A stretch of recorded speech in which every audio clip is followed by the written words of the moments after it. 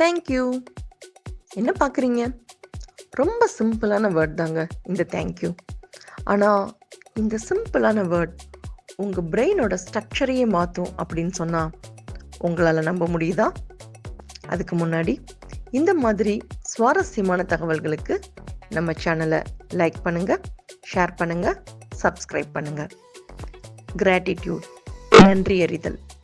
இந்த உணர்வு தான் நம்ம மூளையை ரீஒயர் பண்ணும். கிராட்டிடியூட்னால நமக்கு ஹாப்பி ஹார்மோனான டோபமைன், செரட்டின் அப்படின்னு 2 ஹார்மோன் பிரெயினில் ரிலீஸ் ஆகும். At the same time stress ஹார்மோனாக இருக்க கார்டிசோல் கம்மியாகும்.